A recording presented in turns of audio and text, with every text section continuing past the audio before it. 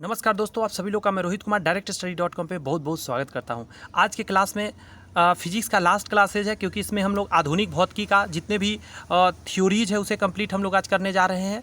बस इतना ही कहूँगा, चैनल सब्सक्राइब करके बेल आइकन प्रेस कर लीजिए ताकि वीडियो अपलोड हो तो आप पर आसानी से पहुँच सके और आपको सारी बातें समझ में आती रहे। ये सीरीज को फॉलो करिए, पूरा किताब मैं कंप्लीट कराने वाला हूँ। कल से आपको केमिस्ट्री के वीडियोज़ मिल जाएंगे। तो चलिए शुरू करते हैं। पहला पॉइंट कहता है फोटो वोल्टीय सेल फोटो इलेक्ट्रॉन उपकरण डिजिटल अनुप्रयोग के लिए सबसे उपयुक्त है। फोटो वोल्टिक सेल में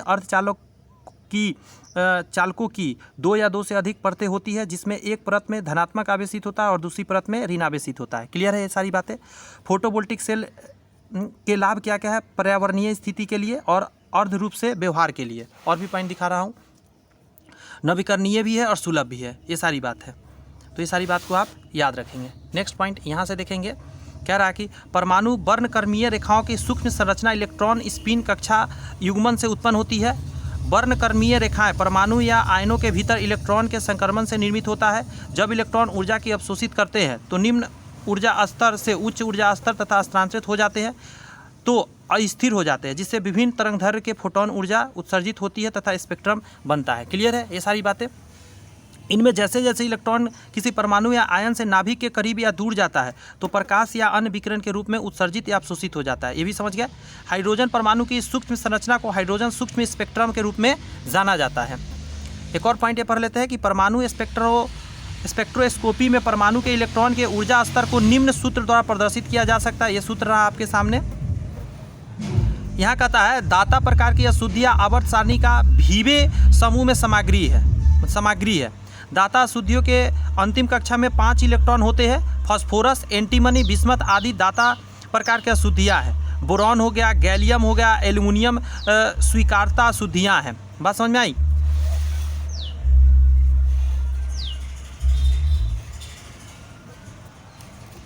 यहाँ से समझिए, एक एन प्रकार के अर्धचालक में फॉर्मी स्तर चालन बैंड के नीचे स्थित होता है। इंपॉर्टेंट है। एन प्रकार के अर्धचालक में ऊर्जा स्तर आरेख, ये एक डायग्राम दिया गया, इसको छोड़िए आगे बढ़िए। चालन बैंड मुक्त इलेक्ट्रॉन से भरा एक ऊर्जा बैंड है। बैलेंस बैंड के माने में होल्स से भरा एक ऊर्जा बैंड है। फॉरबिडन गैप के बारे में निषिद्ध अंतराल बोलते हैं जिसको। चालन और संयोजकता बैंड के बीच का अंतर है। फॉर्मी स्तर को बोलते हैं उच्चतम ऊर्जा स्तर, जिसे एक इलेक्ट्रॉन पूर्ण तापमान को ग्रहण कर लेता है। एकदम नहीं लग रही होगी बात, क्योंकि मॉडर्न फिजिक्स के क्वेश्चन सब है। एक अर्ध तरंग जिसकी डिस्कारी की अधिकतम दक्षता 40.6% होती है। कुछ और पॉइंट नीचे समझिए। एक हाफ वेव रिएक्टर फायर मतलब रेक्टिफायर नकारात्मक आधे चक्र को अवरुद्ध करके एक विशुद्ध रूप से सकारात्मक संकेत बनाते हैं। एक पूर्ण वेव रिएक्टर नकारात्मक आधे चक्र की दिशा को बदलकर ऐसा करते हैं। फुल वेव रिएक्टर की अधिकतम दक्षता हाफ वेव रिएक्टर की दोगुनी होती है। नेक्स्ट टॉपिक को समझते हैं। टीवी कार्यक्रमों के प्रसारण के लिए आयाम मॉड्यूलेशन एवं आवृत्ति मॉड्यूलेशन के लिए उपयोग किया जाता है। दोनों बात समझ गए। टीवी संचरण में आवृत्ति मॉड्यूलेशन का प्रयोग ऑडियो संचरण के लिए किया जाता है। टीवी में क्या है? संचरण में आवृत्ति मॉड्यूलेशन का ऑडियो संचरण के लिए। टीवी संचरण में आयाम मॉड्यूलेशन का प्रयोग वीडियो संचरण के लिए किया जाता है। आवृत्ति मॉड्यूलेशन ऑडियो के लिए, आयाम मॉड्यूलेशन वीडियो के लिए। क्लियर है? नेक्स्ट पॉइंट है कि टेलीविज़न ट्रांसमीटर 2 अलग अलग तकनीकों में से एक का उपयोग करते हैं, जिसमें चित्र और ध्वनि रेडियो वाहक तरंग पर मॉड्यूलेशन एनालॉग सिग्नल द्वारा प्रसारित होते हैं। इसमें डिजिटल सिग्नल द्वारा चित्र और ध्वनि प्रसारित की जाती है। अंडरस्टैंड? नेक्स्ट टॉपिक को समझिए। प्रत्येक 10 डिग्री तापमान में वृद्धि के लिए पीएन जंक्शन की उत्क्रम संतृप्त धारा में वृद्धि दुगनी होती है। उत्क्रम अभिन्न स्थितियों के दौरान डायोड में प्रवाहित धारा अल्पांश वाहकों के विसरण के कारण न्यूट्रल क्षेत्रों से अवक्षय क्षेत्र में पाई जाती है। पीएन संधि की उत्क्रमित विशेषता में उत्क्रमिता वोल्टता के संबंध में नैनो एम्पियर या माइक्रो एम्पियर की सीमा में धारा की वृद्धि हो जाती है। यहाँ एक सूत्र भी दिया गया है, इस पॉइंट को समझिए। तापमान वृद्धि से धारा के मान में कमी होनी चाहिए, लेकिन वृद्धि होती है क्योंकि तापमान में वृद्धि इलेक्ट्रॉन छिद्र होल्स के युग्म उत्पन्न होते हैं, जिसमें चालकता में वृद्धि हो जाती है, विद्युत धारा में भी वृद्धि हो जाती है। अंडरस्टैंड? इस पॉइंट को समझिए। कहा जा रहा है क्वार्ट्ज पदार्थ लगाए गए प्रत्यास्थ बल से मतलब अप्रभावी रहेगा। एक वस्तु जो विकृत बल को हटाने के तुरंत बाद और पूरी तरह से अपने मूल विन्यास यानी आकार को पुनः प्राप्त कर लेता है उसे पूर्ण वस्तु कहा जाता है। उदाहरण क्वार्ट्ज या फॉस्फोरस कांस्य लगभग पूरी तरह से प्रत्यास्थ शरीर है। क्वार्ट्ज फाइबर खामियां से रहित होते हैं क्योंकि सामग्री की कोई भी गैर एकरूपता खींचने के दौरान टूटने का कारण बन सकता है और माइक्रो क्रैक के प्रति लगभग प्रतीक्षित होते हैं और इसमें प्रत्यास्थता की बात नहीं की जाती है। नेक्स्ट टॉपिक है कि क्रिस्टलीय सामग्री क्रिस्टल तल पर फ्रैक्चर कर सकती है और धातुएं प्रस्थाप प्रभाव प्रदर्शित कर सकती है और अधिकांश जो सामग्रियां में माइक्रो क्रैक होते हैं वो दूषित पदार्थों को उठा सकते हैं और कमजोरियां पैदा कर सकते हैं। नेक्स्ट है हुक का नियम एक रैखिक है। हुक का नियम कहता है कि प्रतिबल विकृति के समानुपाती होता है, यानी प्रतिबल समानुपाती है विकृति, प्रतिबल बराबर ई गुने विकृति कह सकते हैं। ई को बोलते हैं हम लोग प्रत्यास्थता गुणांक।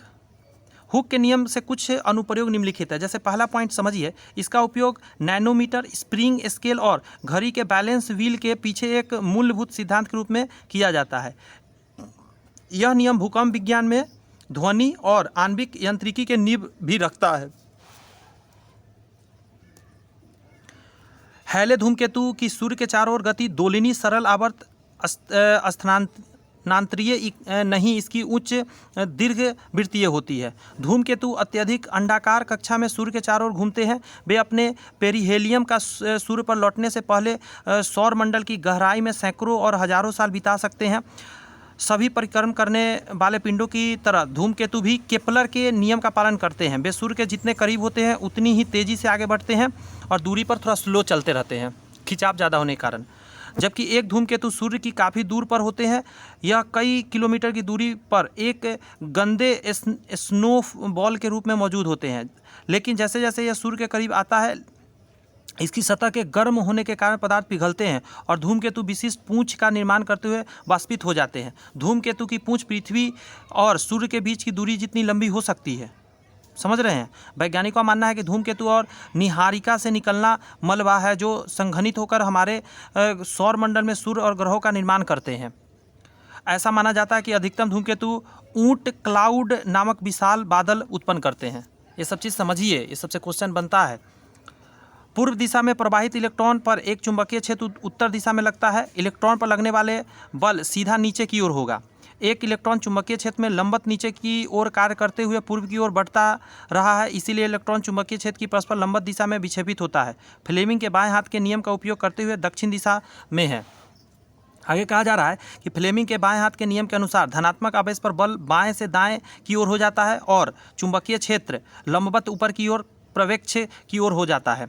यदि आवेश ऋणात्मक है, उदाहरण इलेक्ट्रॉन की अगर बात करें, तो बल इस दिशा में के विपरीत अर्थात प्रक्षेपक के दूर करते हैं। मोशन फोर्स यहाँ से देख सकते हैं, मैग्नेटिक फील्ड इधर और इंड्यूस्ड करंट नीचे की तरफ होता है। ये पॉइंट है। जब सर्किट से जुड़ी कोई कंडक्टर चुंबकीय क्षेत्र में चलता है, अंगूठे के चुंबकीय क्षेत्र के सापेक्ष चालक की गति को इंगित करता है। पहले उंगली चुंबकीय क्षेत्र की दिशा को इंगित करता है, फिर दूसरी उंगली प्रेरित धारा की दिशा को इंगित कर देता है। अगर हम ऐसा कहें कि यदि ई वेक्टर और बी वेक्टर एक विद्युत चुंबकीय तरंग के विद्युत एवं चुंबकीय क्षेत्र सदिश है, तब तरंग संचरण की दिशा अगर हम बात करें तो ये हो जाएगा ई इंटू वी होगा। विद्युत चुंबकीय तरंग के प्रसार की दिशा ई एम तरंग के विद्युत और चुंबकीय क्षेत्र के दोलन के तल के लंबवत होता है। वो डबल डबल जो देख रहे हैं एरो, वही बता रहा है लंबवत ऊपर नीचे। नेक्स्ट है विद्युत चुंबकीय तरंग के लंबवत होते हैं। पहला है विद्युत क्षेत्र लंबवत होते हैं और चुंबकीय क्षेत्र भी लंबवत होते हैं। EMW के संचरण की दिशा भी लंबवत होते हैं।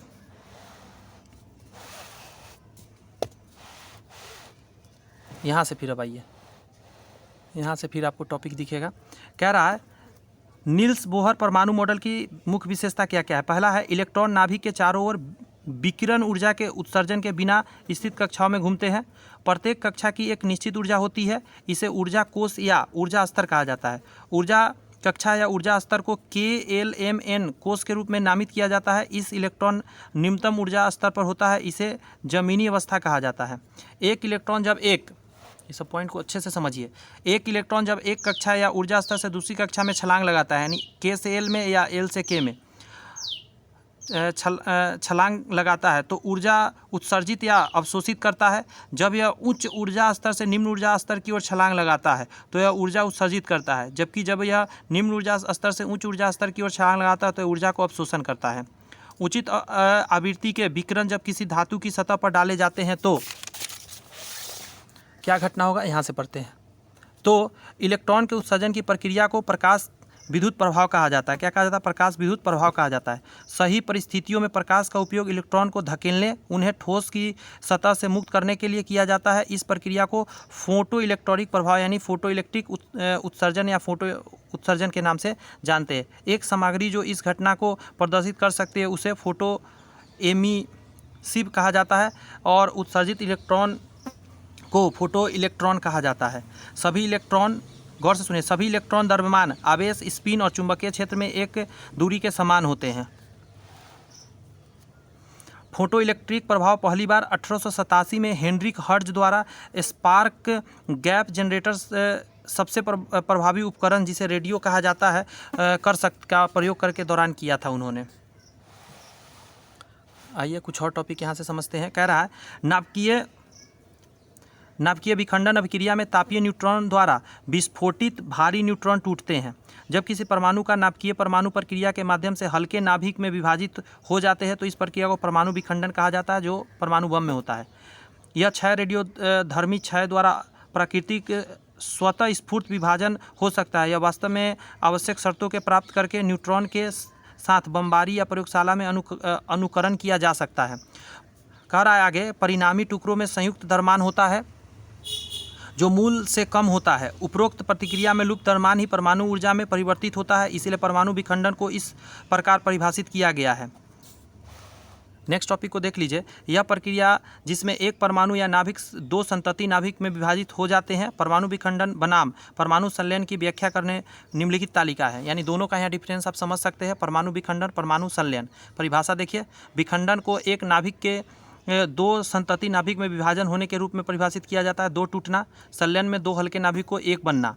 उत्सर्जन का उत्पादित ऊर्जा की मात्रा बहुत बड़ा है, उत्पादित ऊर्जा की मात्रा अपेक्षाकृत बहुत अधिक है, इससे भी ज़्यादा है परमाणु संलयन में।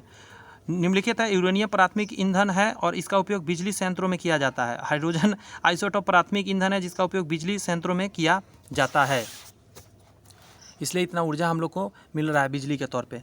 नाभिकीय अभिक्रिया में कुल संवेग एवं ऊर्जा संरक्षित रहती है। परमाणु और रासायनिक दोनों प्रक्रिया में दो भौतिक मात्रा संरक्षित और अपरिवर्तित देखी जा सकती है, कणों की संख्या और कुल आवेश। परमाणु प्रक्रियाओं में संरक्षण कानून की बात करें, पहला न्यूक्लियॉन्स का संरक्षण। किसी प्रक्रिया से पहले और बाद में न्यूक्लियॉन की कुल संख्या समान होती है। आवेश का संरक्षण, किसी प्रक्रिया से पहले और बाद में सभी कणों के आवेश योग समान होती है। आवेग का संरक्षण, किसी प्रक्रिया से पहले और बाद में परस्पर क्रिया करने वाले कणों की कुल संवेग समान होता है। संवेग भी समान होता है, ध्यान रखिएगा। नाभिक, ये बहुत इंपॉर्टेंट है। नाभिक रिएक्टरों में D2O का उपयोग बंधन के रूप में किया जाता है। परमाणु रिएक्टर में पानी सबसे अधिक इस्तेमाल किए जाने वाला मॉडरेटर है, कहा जाता है, जिसका प्रतिक्रिया को रोकने के लिए तेज़ी से आगे बढ़ने वाले न्यूट्रॉन को धीमा करने के लिए परमाणु रिएक्टर में ग्रेनाइट या भारी पानी का उपयोग मॉडरेटर के रूप में किया जाता है, मंदक के रूप में। यह तेज़ न्यूट्रॉन की गति को कम करता है और परमाणु श्रृंखला प्रतिक्रिया को बनाए रखने में मदद करता है। यही प्रक्रिया है, फोटो दिया गया है, नीचे आइए और भी टॉपिक है, इसको अच्छे से समझिए। न्यूट्रॉन परमाणु से टकराते हैं, उसकी गति धीमा होती है, गति के संरक्षण के कारण ही यह थोड़ा धीमा हो जाता है। मॉडरेटर रिएक्टरों को थर्मल रिएक्टर भी कहा जाता है, ये बहुत इंपॉर्टेंट है कि मॉडरेटर रिएक्टर को ही थर्मल रिएक्टर कहते हैं। थर्मल रिएक्टरों में थर्मल शब्द इंगित करता है कि सबसे अधिक विखंडन पैदा करने वाले न्यूट्रॉन अपने आसपास के परमाणुओं के साथ थर्मल संतुलन में होते हैं।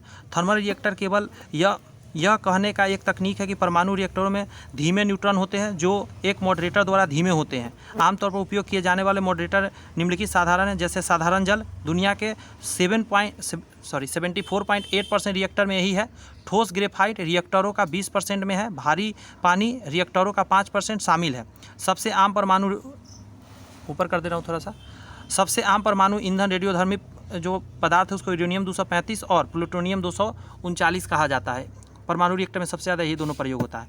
परमाणु का नाभिक धनात्मक होता है प्रोटॉन की उपस्थिति के कारण। परमाणु के नाभिक में n⁻0 न्यूट्रॉन पावर 0 होता है, यानी कि कोई भी इसमें पॉजिटिव या निगेटिव न्यूट्रॉन में नहीं होता। प्रोटॉन पॉजिटिव पाए जाते हैं, ये नाभिक में दोनों रहते हैं। परमाणु द्रव्यमान संख्या ए को बोलते हैं कुल प्रोटॉन और कुल न्यूट्रॉन की संख्या को, इन दोनों को जोड़ दीजिए जो नाभिक में, उसे परमाणु द्रव्यमान बोलते हैं।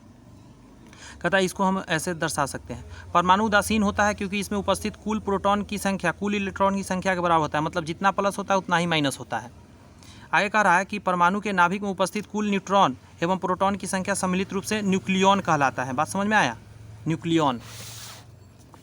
यहाँ तक क्वेश्चन हमने कर लिया। अब जो भी हम लोग क्वेश्चन करेंगे वो सारे क्वेश्चन होंगे मॉडल क्वेश्चन, क्योंकि हम लोग प्रीवियस ईयर के सारे क्वेश्चन कंप्लीट कर लिए। आइए समझते हैं, थ्योरी बहुत कम है, यहाँ पे है, यहाँ से समझते, यहाँ से थोड़ा सा समझते इस टॉपिक को। कह रहा है किसी रेडियो सक्रिय पदार्थ से उत्सर्जित बीटा किरणें इलेक्ट्रॉन होते हैं जो उत्सर्जन के ठीक पहले नाभिक के भीतर उत्पन्न होते हैं।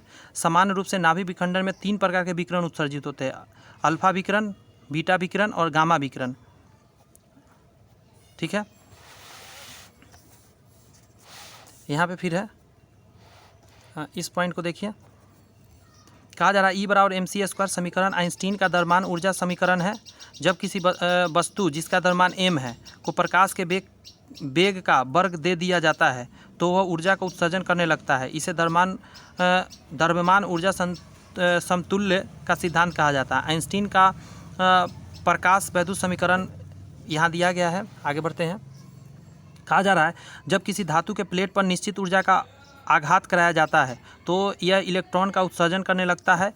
इस घटना को प्रकाश विद्युत प्रभाव कहा जाता है। प्रकाश विद्युत प्रभाव, प्रकाश विद्युत प्रभाव के बारे में सर्वप्रथम हर्ट्ज ने बताया था, जबकि इसका समीकरण आइंस्टीन ने दिया था। प्लांक के क्वांटम सिद्धांत के अनुसार प्रत्येक वस्तु ऊर्जा का उत्सर्जन या अवशोषण छोटे छोटे पैकेट के रूप में करता है। इसे फोटोन के नाम से जानते हैं। फोटोन ऊर्जा E=hv के रूप में हम लोग जानते हैं। युग्म उत्पाद वह प्रक्रिया जिसमें गामा किरण के फोटोन से एक इलेक्ट्रॉन तथा एक पॉजिट्रॉन उत्पन्न होते हैं। युग्म उत्पादन प्रक्रिया में ऊर्जा का रूपांतरण द्रव्यमान में होता है, ये भी इंपॉर्टेंट है। जब कोई उत्सर्जित गामा किरणें फोटोन किसी भारी पदार्थ पर गिरता है तो वह पदार्थ किसी नाभिक द्वारा अवशोषित कर लिया जाता है तथा उसका ऊर्जा को एक इलेक्ट्रॉन तथा एक पॉजिट्रॉन उत्पन्न हो जाती है। यहाँ से अब आइए इस टॉपिक को देखिए। इलेक्ट्रॉन के बारे में कहता है इलेक्ट्रॉन पॉजिट्रॉन युग्म तब बनता है जब नाभिक द्वारा गामा किरण अवशोषित की जाती है। जब एक इलेक्ट्रॉन पॉजिट्रॉन युग्म बनता है तो ऊर्जा एवं संवेग संरक्षण सिद्धांत के अनुसार दोनों कणों का एक सरल रेखा में गति करनी चाहिए। युग्म उत्पादन में किसी भी चुंबकीय क्षेत्र की उपस्थिति में दोनों कण साथ साथ समानांतर पदार्थों को अनुसरण करते हैं, परंतु चुंबकीय क्षेत्र लगने पर पॉजिट्रॉन एक ओर तथा इलेक्ट्रॉन दूसरी ओर मुड़ जाते हैं। क्लियर है? नेक्स्ट कर रहा है प्रतिन्यूक्लियॉन बंधन ऊर्जा एवं द्रव्यमान संख्या के बीच ग्राफ। अच्छा, ये तो काम का नहीं है, ज़्यादातर न्यूमेरिकल ही था। यहाँ पे आइए। किसी नाभिकीय रिएक्टर में अवमंदन विखंडन प्रक्रिया में मुक्त न्यूट्रॉनों को गति के मंदन कर देते हैं। अवमंदन के रूप में हल्के नाभिकों का प्रयोग किया जाता है। भारी नाभिक यह उद्देश्य पूरा नहीं कर सकते हैं क्योंकि भारी नाभिकों के साथ न्यूट्रॉन का प्रत्यास्थ संघट्ट उन्हें धीमा नहीं करेगा। नाभिकीय विखंडन में कोई मंदक न्यूट्रॉनों की मंदगामी करने में सबसे अधिक प्रभावी तब होगा जब उसके नाभिकों का द्रव्यमान उसकी कोटि का हो, जिसे कोटि का न्यूट्रॉन का द्रव्यमान होता है। कोटि समान होनी चाहिए। प्रत्यास्थ संघट्ट में ऊर्जा तथा संवेग दोनों संरक्षित होते हैं, ये याद रखिएगा। वे न्यूट्रॉन जिनका वेग कमरे के ताप पर तापीय समय में रखी गई गैसों के अणुओं के वेग के बराबर हो जाता है, तापीय न्यूट्रॉन यानी थर्मल न्यूट्रॉन्स कहलाता है। कहता है इसके वेग जो है 10⁻³ मीटर प्रति सेकेंड की कोटि के हो सकते हैं।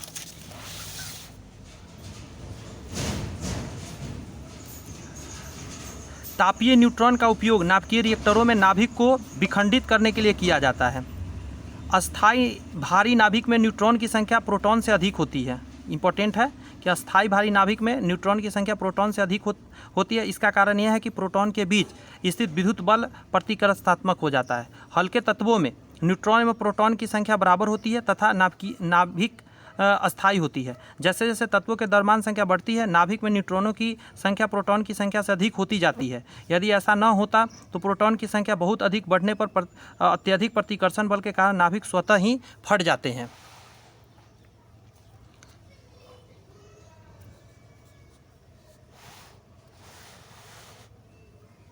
यहाँ पे देखिए, फिर यहाँ भी एक पॉइंट है, ये भी इम्पोर्टेंट है थोड़ा सा। कह रहा है कि परम शून्य लिखा गया है, परम शून्य। परम शून्य ताप पर शुद्ध जर्मेनियम क्रिस्टलीय का व्यवहार पूर्ण अचालक की भांति करता है। ऊर्जा बैंड सिद्धांत के अनुसार अर्धचालक वे पदार्थ है अचालकों की भांति संयोजकता बैंड पूरा भरा होता है तथा चालन बैंड रिक्त होता है। अर्धचालक में रिक्त चालन बैंड का संयोजकता बैंड के बीच उत्सर्जित वर्जित ऊर्जा अंतराल को चौड़ाई बहुत कम होती है कहने का मतलब। यहाँ से एक दो पॉइंट और भी है, उसको समझिए। अर्धचालक का प्रतिरोध ताप गुणांक ऋणात्मक होता है, ठीक है, अर्थात ताप के बढ़ने पर उसकी वैद्युत प्रतिरोधकता घट जाती है। ताप बढ़ने पर उसकी वैद्युत प्रतिरोधकता घट जाती है, वैद्युत चालकता बढ़ जाती है। अर्धचालक का बहुत इंपॉर्टेंट है। अर्धचालक के ताप के घटने पर वैद्युत प्रतिरोध बढ़ता है तथा वैद्युत चालकता घटती है। परम शून्य ताप पर यह अचालक जैसा व्यवहार करने लग जाता है। ये सब चीज़ समझना है।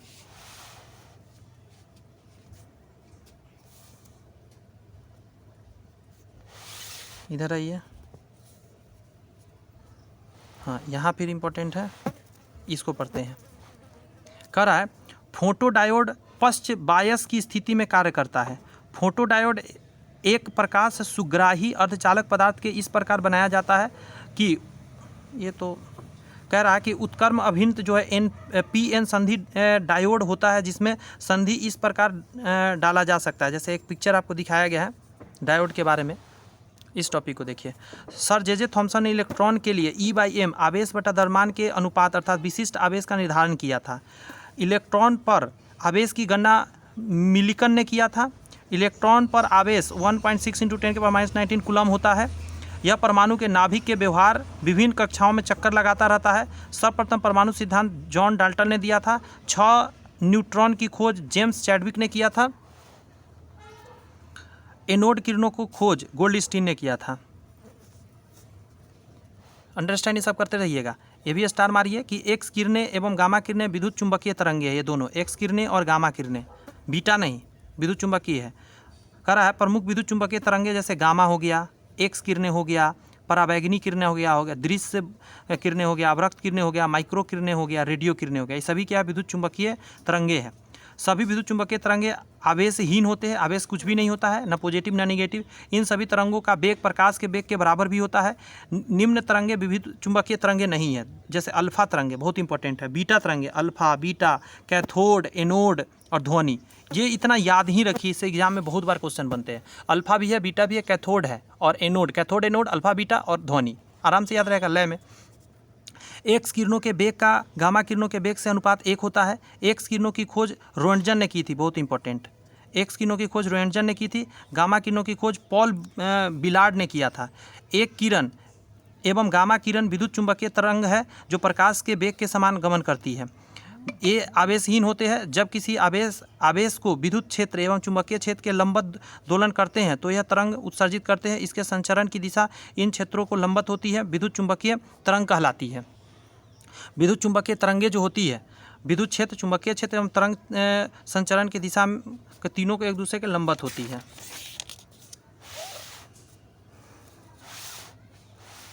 फिर इस टॉपिक को समझिए। कह रहा है यदि रेडियो सक्रिय नमूने का द्रव्यमान 2 गुना होता है तो नमूने की सक्रियता बढ़ेगी, लेकिन विघटन जो नियतांक समान रहेगा। रेडियो सक्रियता की मात्रा जितनी अधिक होती है उतनी ही अधिक मात्रा वह क्षय करती है। अस्थायी नाभिक स्थायित्व प्राप्त करने के लिए 3 प्रकार के विकिरणों का उत्सर्जन करते हैं, अल्फा, बीटा और गामा। इस प्रक्रिया को रेडियो सक्रियता कहते हैं। विखंडन नियतांक पदार्थ की मात्रा की स्वतंत्र होती है। अर्ध आयु की बात करें 0.693/λ होता है। औसत आयु 1/λ होता है। दोनों पदार्थ की मात्रा का स्वतंत्र होती है। यहाँ पे एक टॉपिक है, ये कहाँ गया, यहाँ पे है। कह रहा है यूरेनियम 92 238, थोरियम 90 234 नाभिकीय अभिक्रिया में अल्फा कणों का उत्सर्जन होते हैं। यूरेनियम 238 से बीटा कण उत्सर्जन से प्लूटोनियम 239 प्राप्त हो जाता है। थोरियम 232 से बीटा कण का उत्सर्जन यूरेनियम 233 प्राप्त हो जाता है। रिएक्टर द्वारा यूरेनियम 238 को विखंडन योग्य प्लूटोनियम 239 में परिवर्तित किया जाता है, तब इसे परमाणु बम के निर्माण में प्रयोग में लाया जाता है। कुछ और बात जानिए यहाँ पे, ये इंपॉर्टेंट है कि यूरेनियम 235 का नाभिकीय रिएक्टर में ईंधन के रूप में प्रयोग किया जाता है। यूरेनियम का महत्वपूर्ण अयस्क पिंच ब्लेड है, ये भी बहुत इंपॉर्टेंट है। कहता है अति चालकता उत्पन्न होता है जब पदार्थ के अति निम्न ताप पर ठंडा कर दिया जाता है। चालक का प्रतिरोध तापमान के बढ़ने से बढ़ जाता है तथा घटने से घट जाता है। यहाँ कहा जा रहा है वह निम्न ताप जिस पर किसी चालक के प्रतिरोध शून्य हो जाता है क्रांतिक तापमान कहलाता है। स्टार मारते चलिए, इंपॉर्टेंट है। इस तापमान पर चालक से प्रभावित विद्युत धारा के मार्ग में कोई प्रतिरोध नहीं होता है। अतिचालक पदार्थ कहलाता है। यह गुण अतिचालक यानी सुपर कंडक्टिविटी कहलाता है। यह संभव नहीं है जल्दी, लेकिन हो सकता है। अतिचालकता की खोज नीदरलैंड के प्रसिद्ध भौतिक शास्त्री कैमरलिंग ओन्स ने 1911 में किया था। इन्होंने बताया कि पारा अगर 4.2 केल्विन पर अतिचालक की भांति व्यवहार करने लग जाता है। सीसा, पारा और टीन के अत्यंत शुद्ध नमूने टाइप आई प्रकार के अतिचालक है। इन्हें अतिचालक चुंबक के रूप में इस्तेमाल नहीं किया जा सकता है। उच्च ताप वाले सिरेमिक अतिचालक है, इसे अतिचालक चुंबक के रूप में इस्तेमाल नहीं किया जा सकता। ये भी इंपॉर्टेंट है। एनोड किरणों की प्रकृति अवशिष्ट गैस की प्रकृति पर निर्भर करता है। एनोड किरणों की खोज गोल्डस्टीन ने किया था। एनोड किरण धनात्मक किरण है, ये भी इंपॉर्टेंट है कि एनोड धनात्मक किरण है। आगे कहा जा रहा है कि एक एनोड किरण छोटे छोटे कणों से बने होते हैं जिसे प्रोटॉन के नाम से जानते हैं। प्रोटॉन पर आवेश 1.6 × 10⁻⁻19 कूलम होता है। प्रोटॉन का द्रव्यमान 1.672 × 10⁻24 ग्राम के करीब होता है। सूर्य में नाभिकीय संलयन प्रकरण के लिए अति उच्च ताप और अति उच्च दाब की आवश्यकता होती है। नाभिकीय संलयन के लिए बहुत उच्च दाब यानी 10⁻6 वायुमंडलीय दाब, उच्च ताप क्रम यानी 10⁻7 केल्विन या 10⁸ केल्विन के क्रम में होती है। समझ रहे हैं? वह प्रक्रिया जिसमें 2 या 2 से अधिक हल्के नाभिक संयुक्त होकर एक भारी नाभिक का निर्माण करते हैं नाभिकीय संलयन कहलाते हैं। आपके सामने यहाँ देख सकते हैं हाइड्रोजन यह अभिक्रिया दिया गया है, इसको छोड़ दीजिए, आपके काम की ही नहीं है। विद्युत चुंबकीय तरंगों का एक तारित्व विद्युत आवेश द्वारा उत्पादित किए जा सकते हैं। यदि आवेश विराम में है यह विद्युत क्षेत्र उत्पन्न कर सकता है। आवेश यदि आगे बढ़िए, ये सब तो न्यूमेरिकल्स आ गए। यहाँ पे थोड़ा सा पॉइंट इसको समझ लेते हैं। प्रकृति में गुरुत्वाकर्षण बल का अस्तित्व प्रत्येक स्थान पर है। गुरुत्वीय बल का द्रव्यमान के कारण आरोपित होते हैं। द्रव्यमान के कारण आरोपित होते हैं। Fg बराबर होता है Gm1m2/r²। यह बल न्यूट्रॉन के द्वारा परिकलित किया गया था। न्यूट्रॉन साहब ने खोजा था। यह बल केवल आकर्षण प्रक्रिया के लिए है। यह बल अनंत दूरी तथा न्यूनतम दूरी दोनों के बीच कार्य करता है। यह प्रकृति का सबसे कमज़ोर बल भी है। प्रकृति का सबसे मजबूत बल नाभिकीय बल कहलाता है। ये बहुत इंपॉर्टेंट है, ये दोनों पॉइंट। ट्रिटियम का संगठन इलेक्ट्रॉन, प्रोटॉन और न्यूट्रॉन से बना है। ट्रिटियम रेडियो सक्रिय तत्व में आता है। हाइड्रोजन के 3 समस्थानिक होते हैं जिसको हम प्रोटियम, ड्यूटेरियम और ट्राइटियम कहते हैं। ट्राइटियम रेडियो सक्रिय तत्व में आता है। इसकी जो परमाणु संख्या है 1H3 है। हाइड्रोजन की खोज हेनरी कैवेंडिश ने किया था। यहाँ पे पढ़ लीजिए, इलेक्ट्रॉन का खोज जे थॉमसन ने किया था, ऋणात्मक कण है। प्रोटॉन का खोज रदरफोर्ड ने किया था, धनात्मक कण है। न्यूट्रॉन का खोज जेम्स चैडविक ने किया था, उदासीन कण है। इसका देख लीजिए द्रव्यमान इलेक्ट्रॉन का यहाँ दिया गया है। लास्ट टॉपिक को देख लीजिए, कह रहा है कि यदि किसी तरंग की आवृत्ति को दुगना कर दिया जाए तो उसकी तरंगदैर्घ्य मूल की आधी हो जाती है। ये पॉइंट याद रखेंगे। और 1-2 पॉइंट और है, लास्ट टॉपिक है, इसको समझिए। माध्यम का कंपन करता हुआ कोई कण 1 सेकेंड में जितनी कंपन करता है उसे आवृत्ति कहते हैं। इसको हम लोग n1/t से सूचित करते हैं।